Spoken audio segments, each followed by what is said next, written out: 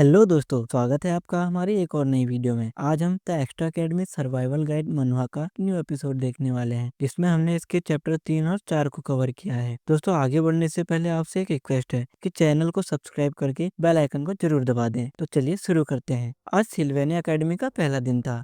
Dean कहते हैं, यह एक नया सेमेस्टर है और मैं छात्रों को एक नए और बेहतर रूप में देखने के लिए बहुत एक्साइटेड हूँ। सभी छात्र डीन का भाषण सुनते हुए सलीके से बैठे हुए दिख रहे थे। हालांकि पहले ही दिन एड को लगभग एकेडमी से निकाल ही दिया गया था। उसे प्रिंसिपल ने कमरे में बुलाया। उसे उम्मीद नहीं थी कि फीनिया उसके बारे में प्रिंसिपल को कुछ बताएगी, लेकिन जिस तरह से वह चिड़चिड़ा बूढ़ा आदमी मुस्कान के साथ बात कर रहा था, उसे ऐसा लग रहा था कि फीनिया ने कुछ भी बुरा नहीं कहा। एड बड़ी मुश्किल से सजा से बच पाया था। तब उसने तय किया कि वह सावधान रहेगा ताकि कहानी उसकी मूल जिंदगी से न भटके। एड तब चौंक गया जब उसने एक लड़की को पेड़ के नीचे बैठे हुए देखा। लड़की का नाम जेनी फेलोवर था, जो सेकेंड ईयर की और कक्षा की टॉप रैंक वाली प्रतिभाशाली आत्मा जादूगर थी। जेनी ने भी एड की प्रेजेंस को नोटिस किया। उसने पूछा कि क्या वह वही इंटरेस्टिंग लड़का है जिसका जिक्र मैरिल्डा ने किया था। फिर जेनी ने उत्साह पूर्वक अपना परिचय दिया। इसे देखकर एड उलझन में पूछा कि वह यहाँ कैसे पहुँची। जॉनी ने पूछा कि क्या वह इस बात से आश्चर्य हो रहा है कि वह उसके बारे में जानती है। जेनी कहती है, यह जंगल मरिल्डा का क्षेत्र है, जो एक हाई रैंकिंग स्पिरिट है। मैंने तुम्हारे बारे में उससे बहुत कुछ सुना है। एड यह सुनकर हैरान हो जाता है और कहता है, इस जंगल के मास्टर ने तुम्हें मेरे बारे में बताया। जेनी ने कहा, मरिल्डा काफी नटखट है, उसका ध्यान हर जगह भटकता रहता है, इसलिए यह स्पष्ट है कि वह किसी अनचाहे विजिटर के बारे में जानती होगी, है ना। एड कुछ कह नहीं पाया। वह यह सोचकर परेशान होने लगा कि उसने यहाँ कहीं जानवरों का शिकार किया था और कई पेड़ भी काटे थे। डैनी ने कहा कि तुम छोटी छोटी बातों की चिंता करना बंद करो और समझाया कि जंगल में जीवों का एक दूसरे को पकड़कर खाना ये प्रकृति का नियम है। मैरिल्डा को ऐसी बातों पर कोई फर्क नहीं पड़ता। जब जेनी उसके पास आई तो एड शर्मा गया। उसने स्थिति को हल्का करने के लिए मजाक में कहा, यहाँ तक कि विशाल जंगली भेड़िया का दिल भी नरम होता है। जेनी उसकी बात पर मीठे अंदाज में हंसी और कहा कि वह उसे कुछ दिखाना चाहती है। उसने उसे एक आत्मा दिखाई और पूछा कि क्या इसे प्यारा और मनमोहक लगता है। उसने एड से पूछा कि क्या वो उसे छूना चाहेगा। एड को यह जानकर आश्चर्य हुआ और उसने कहा कि कॉन्ट्रैक्ट, क्या यह एक आत्मा है। एड मन में सोचता है कि अगर उसे जेनी से दोस्ती करनी है तो उसे सही समय पर उससे बात करनी होगी। एड ने कहा कि उससे पता नहीं कि वह क्या कह रही है, क्योंकि उसने किसी आत्मा को नहीं देखा और ना ही वो आत्माओं को देख सकता है। ये सुनकर जेनी चौंक गई और उससे कहती है कि क्या वो आत्मा को नहीं देख सकता। एड ने कहा कि हाँ, वह तो जंगल में खाना खोजने आया था। तभी जेनी के पीछे एक बड़े सफेद भेड़िए और चमगादड़ की आकृति दिखाई देती है। जेनी कहती है, जैसा आपने कहा था मरिल्डा, वह वास्तव में दिलचस्प आदमी है। चाहे मैं कितना भी सोचूं, मुझे लगता है कि वह वास्तव में आपको नहीं देख सकता। जेनी मेरिल्डा के शरीर पर आराम से लेटी हुई एड के साथ अपने पहले की बातचीत के बारे में सोचती है और कहती है, मैंने बहुत कोशिश की उसके प्रति दयालु बनने की, लेकिन वह सिर्फ हाँ में जवाब देता है। हाँ का क्या मतलब है। हालांकि वह परेशान थी, लेकिन उसने फिर से उसे देखने का फैसला किया। एड ने अपनी दिनचर्या में लौटते हुए अपने आश्रय से छात्र क्षेत्र तक जितना हो सके तेज दौड़ते हुए देर न होने के लिए रास्ता तय किया। उसने एक जलती हुई लकड़ी से एक पत्थर की पट्टी पर लिखा कि अगर उसे स्कॉलरशिप प्राप्त करनी है तो उसे कड़ी मेहनत करके पढ़ाई करनी होगी, और पढ़ाई करने के लिए पुस्तकालय से किताबें उधार ली। हमें दिखाया जाता है कि जेनी उसे चुपचाप पीछे से देखती है और फॉलो करती है। वह घर लौटते वक्त अपने पसीने वाले कपड़े धोते हुए सोचता है कि ये कल सुबह तक सूख तो जाएंगे ना। वह कहता है कि आप सोच रहे होंगे कि मैंने अपने दिन भर का काम कर लिया है, बट नहीं, अभी तो मुझे अगले दिन के खाने के लिए पानी, लकड़ी और कल के लंच के लिए जेरी की व्यवस्था भी करनी है, और इन वजह से उसे सिर्फ 4 घंटे के लिए सोना पड़ता है। लेकिन ये ज्यादा परेशान करने वाली बात नहीं है। एड अपने काम में बिजी था, लेकिन एड ने देखा कि जेनी उसका पीछा कर रही थी। एड ने पूछा कि वह कितनी देर से उसका पीछा कर रही है। जेनी यह सुनकर चौंक गई और बोलती है कि तो तुम जान गए। एड कहता है कि तुम नहीं जानते मैं कौन हूँ। एड रॉथ टेलर, सबसे खराब गुंडा। तुम मेरे आसपास क्यों घूमते रहते हो। जेनी ने जवाब दिया कि खैर, यह तो दूसरे लोगों का तुम्हारे बारे में फैसला है ना, मैं तो तुम्हें अभी जानती भी नहीं। एड जेनी के शब्दों से हैरान था और उसे समझ में आया कि हो सकता है वह बाहर से भोली और बेवकूफ लगे, लेकिन जेनी फेलोवर सचमुच एक इंडिपेंडेंट सोच वाली लड़की है। वो कहता है कि यह जानते हुए कि भविष्य में उसके लिए क्या है, मैं बस मुस्कुरा के उसकी बातों का जवाब नहीं दे सकता, क्योंकि जेनी एक्ट नंबर 1 के फाइनल की बॉस है। वह एकमात्र कैरेक्टर है जो एड रॉथ टेलर के लिए मुस्कुराती है। एड रोते हुए कहता है कि मैं एक विलन हूँ, मैं एक बदमाश हूँ, मैं इसे इतने दूर तक नहीं ले जाना चाहता था, क्योंकि नियति ने हमें मिलाया है। तो क्या आप मेरे ऊपर एक एहसान कर सकती हैं? जेनी कहती है, एहसान? कैसा एहसान? जैसा कि तुम देख सकते हो मेरी हालत बहुत खराब है, मुझे मेरे परिवार ने भी नहीं अपनाया और अब मैं मुसीबत में हूँ। क्या तुम मुझे कुछ पैसे दे सकती हो? ऐसा नहीं है कि मैं तुम्हें वापस नहीं दूंगा, दोस्तों के बीच में तो ऐसा होता ही है ना। मैं इसे बस थोड़ी टाइम के लिए उधार ले रहा हूँ। अब हमें कहानी में आगे बताया जाता है कि हर साल जेनिका को कक्षा में प्रथम आने के लिए छात्रवृत्ति मिलती है, लेकिन यह उसकी उत्कृष्ट का प्रमाण नहीं है। असल कारण यह है कि उसका परिवार बहुत गरीब है। छात्रवृत्ति के बिना वो स्कूल में दाखिला नहीं ले पाती है और आगे की पढ़ाई भी नहीं कर पाती है।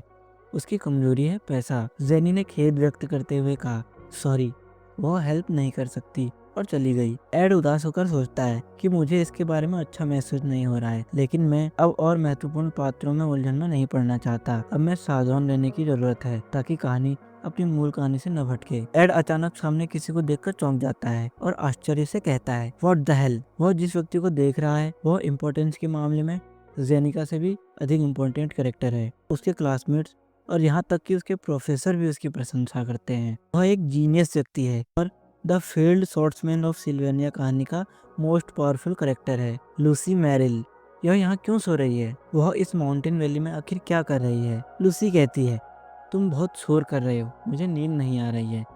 एड घबराते हुए कहता है, मैंने क्या किया? तभी लूसी कहती है, वहाँ पर वह भेड़िया जो एक घर जितना बड़ा है, वह तुमसे कुछ कहना चाहता है। यह आपसे कह रहा है कि एक दिन जेनिका को हर हाल में बचाना होगा। एड मन में कहता है, मैं यहाँ पर किसी को नहीं देख सकता। एनीवे, मैंने सोचा था कि मैंने आखिरकार जेनिका से छुटकारा पा लिया है। अभी अभी एक परेशानी से छुटकारा पाया ही था कि दूसरी समस्या खड़ी हो गई। वह यहाँ क्यों सो रही है? लूसी, मैंने तुम्हें वह सब कुछ बता दिया जो मुझे बताना था। एड, अब वापस मत सो जाना। फिर एड अपने मन में अलग अलग विचार करने लगा। वह सोचने लगा कि लूसी अपने स्पेस मैजिक का उपयोग करके अपने छोटे से शरीर के साथ एक बिल्ली की तरह एक जगह से दूसरी जगह जा सकती है। वह हमेशा क्लॉक टावर और छतों पर जा सकती है, जहां वह चाहे तो कभी भी झपकी ले सकती है। उस स्थिति में वह मेरे कैंप में है, जो एक आर्कन आइलैंड के नॉर्दर्न फॉरेस्ट में स्थित है। ऐसी जगह जहाँ कोई नहीं आता, लेकिन उसके लिए यह बहुत दूर नहीं है। यहाँ ठंडी हवा चलती है और नदी की प्यारी आवाज आती है। यह क्लास छोड़कर झपकी लेने के लिए एकदम सही जगह है। लेकिन जो भी हो, मैंने अपना बिस्तर बनाया है, अब मुझे इसमें लेटना है। और अगले दिन एड घबराते हुए कहता है, बहुत से 5 या 6 अलग अलग उच्च स्तरीय मंत्रों के साथ एक अद्भुत और शक्तिशाली जादू का उपयोग करके यहाँ आती है और शायद थकावट या प्रभाव के कारण यहाँ सो जाती है। और वह यह बताता है कि अगर यह राक्षस वहाँ बना रहता है तो मूल कहानी या प्रवाह का घटनाक्रम बिगड़ जाएगा। यह चिंता व्यक्त करता है, कहानी की दिशा गलत हो सकती है और मूल संरचना प्रभावित हो सकती है। तभी एड के सामने एक सिस्टम विंडो पॉपअप होता है, जिसमें लिखा था, आपने प्रोडक्शन पूरा कर लिया है, आपकी उत्पादन दक्षता बढ़ गई है। इसके साथ ही एक नया उत्पाद प्रदर्शित हुआ, एक स्नेयर यानी फंदा। यह फंदा निर्माण स्थल से प्राप्त रस्सी और कुछ लचीली लकड़ी का उपयोग करके बनाया गया है और इसका इस्तेमाल छोटे जानवरों को पकड़ने के लिए किया जा सकता है। और अब हम देखते हैं कि लूसी और एड एक साथ बैठे हैं। तभी लूसी कहती है, क्या मैं बीफ जर्की खा सकती हूँ? एड गुस्से में कहता है, मत खाओ, लेकिन लूसी उसे खा लेती है और कहती है, वाह क्या स्वाद है। एड थोड़ा हताश हो जाता है और हड़बड़ाता है। स्पष्ट है कि वह मेरी बात नहीं सुनेगी, क्योंकि वो 2 बार यहाँ आ चुकी है। का मतलब ये है कि वह बार बार यहाँ आती रहेगी। एड कहता है कि मुझे लूसी को हराने के लिए एक तरीका खोजने की आवश्यकता है, लेकिन मैंने जितने भी रणनीति पोस्ट देखे हैं उनमें से कोई भी लूसी को हरा नहीं सकता। एड ने कहा, जब मैं यहाँ आ रहा था तब मैंने देखा कि ऑफिलिस हॉल की नौकरानियां तुम्हें ढूंढ रही थी। तभी लूसी ने कहा, मुझे अचानक कुछ ऐसा याद आया जो मुझे तुरंत करना है। एड को लगा कि अब लूसी को भगाने का कोई रास्ता नहीं बचा है, लेकिन सेटअप गाइड में एक वाक्य था जिसे सभी ने नजरअंदाज कर लिया। उसमें लिखा था कि लूसी उन नौकरानियों से दूर भागती है जो उसकी माँ की तरह उसकी देखभाल करती हैं। फिर हमने लूसी मैरिल को भागते हुए देखा। एड कहता है कि लूसी मैरिल शिविर में सिर्फ 2 दिन रही थी। चलो अब काम पर लगते हैं, इससे कुछ नहीं होगा, है ना? दोस्तों, अब हमें जॉइंट कॉम्बैट ट्रेनिंग का सेंटर दिखाया जा रहा है। जॉइंट कॉम्बैट ट्रेनिंग में छात्र एक दूसरे के खिलाफ द्वंद्व युद्ध का अभ्यास करते हैं ताकि वे वास्तविक युद्ध के लिए तैयार हो सकें, क्योंकि छात्रों को गंभीर चोट लगने से बचाना महत्वपूर्ण है। इसलिए वे ज्यादातर नकली हथियारों का उपयोग करते हैं। ये हथियार असली हथियारों की तरह दिखते हैं, लेकिन ये नुकसान नहीं पहुंचाते। इसके अलावा मैजिक छात्रों को केवल बेसिक जादू का उपयोग करने की अनुमति है। इसी तरह एल्केमी छात्रों को मजबूत औषधियों या आत्मा सूत्रों का उपयोग करने से प्रतिबंधित किया गया है। सबसे महत्वपूर्ण बात यह है कि इस दृश्य के सभी महत्वपूर्ण पात्र एक कक्षा में भाग लेते हैं, जैसे फोनिया, लॉटेल, जेनिका, लूसी, क्लेवियस और मोस्ट इम्पोर्टेंट पर्सन टेलर। मुझे पहले से ही परिणाम पता था, इसलिए मैंने मैचों पर ज़्यादा ध्यान नहीं दिया, क्योंकि द्वंद्व युद्ध के विजेता सभी वर्ष के छात्र थे, जैसे नायक टेलर, सिवाय एक व्यक्ति को छोड़कर। तभी एड के सामने जेनिका आ जाती है और हंसते हुए कहती है, मैचों की लिस्ट आ गई है। एड मन ही मन सोचता है, मुझे विश्वास नहीं हो रहा है कि वह मुझसे पैसे मांगने के दयनीय अनुभव से गुजरने के बाद भी खुशी खुशी मेरे पास दौड़ रही है। तभी जेनी ने एड को मैचों की सूची दिखाई। एड ने कहा कि इसमें उसे कोई खास दिलचस्पी नहीं है। जेनी ने पूछा कि वह अपने मैच के बारे में एक्साइटेड क्यों नहीं है। एड तुरंत चौंक गया और सुना कि उसे भी लड़ना है, क्योंकि मूल कहानी में इस समय तक एडवर्ड टेलर को निष्कासित कर दिया गया था। एड ने सोचा कि उसका ओपोनेंट कौन होगा, और जब एड ने जेनी द्वारा दी गई लड़ाई की सूची देखी तो वह पसीने से भीग गया। तभी एड ने टेलर की ओर देखा, जो एक विशिष्ट नायक की तरह लग रहा था और अपने ओपोनेंट का इंतजार कर रहा था। एड ने सोचा, अभी इससे कोई फर्क नहीं पड़ता कि मुझे किससे लड़ना है, मुझे सिर्फ टेलर पर ध्यान देना है। हालांकि यह पर्दे के पीछे की दुनिया थी। एड ने बहुत समय तक टेलर की तरह जीवन जिया था। एड ने अपने जीवन का ध्यान रखने का फैसला किया। एड ने अपने मन में कहा कि वह टेलर के लिए शुभकामनाएं दे रहा है, लेकिन फिर वह भ्रमित हो गया जब उसने होस्ट को लगातार लूसी का नाम पुकारते हुए सुना। तो उसे आश्चर्य हुआ कि लूसी कहाँ गई थी। उसने उसे रिजर्व पोडियम में भी नहीं देखा था।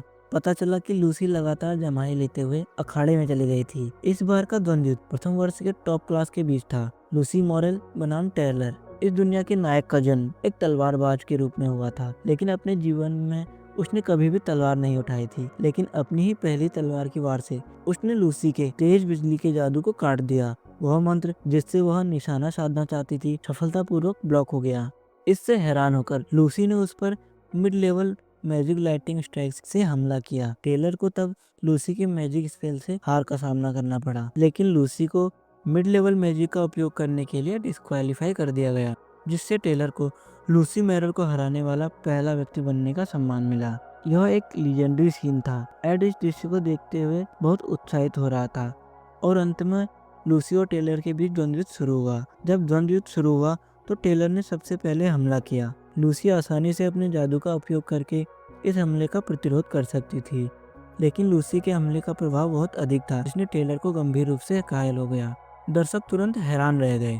उन्होंने देखा कि लूसी थोड़ी बोर हो गई थी। टेलर क्लेयर का जीवन हमेशा परीक्षाओं से भरा रहा है। एक ग्रामीण और एक असफल छात्र, एक ऐसा व्यक्ति जो स्कूल शुरू करने के बाद कभी भी अच्छे ग्रेड नहीं पा सका। इस सभी निराशा के बीच टेलर ने उम्मीद नहीं खोई।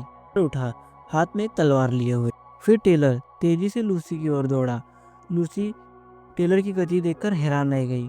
एड ने सोचा कि लूसी मूल कहानी की तरह लाइटिंग मैजिक का इस्तेमाल करेगी, लेकिन वह तब हैरान रह गया जब उसने देखा कि लूसी ने बिजली के जादू का इस्तेमाल करने के बजाय टेलर के हमले को रोकने के लिए वाइल्ड मैजिक का इस्तेमाल किया। हालांकि टेलर का हमला लूसी द्वारा रोका गया था, लेकिन टेलर ने हार नहीं मानी। उसने पूरी ताकत से लूसी पर हमला करने की कोशिश की, लेकिन यह व्यर्थ था। एड बहुत हैरान था जब उसने देखा कि टेलर को बहुत दूर फेंक दिया गया था। पूरा कमरा एकदम शांत हो गया। एड अभी भी इस बात से हैरान था कि लूसी ने लाइटिंग मैजिक का इस्तेमाल नहीं किया, बल्कि वाइल्ड मैजिक का इस्तेमाल किया। टेलर की हार के साथ होस्ट ने घोषणा की कि लूसी विनर है। दोस्तों, आज की वीडियो में इतना ही। अगर आपको वीडियो पसंद आई हो तो वीडियो को लाइक, शेयर और कमेंट करके जरूर बताएं। जल्द ही मिलेंगे एक नई वीडियो के साथ। तब तक के लिए नमस्कार।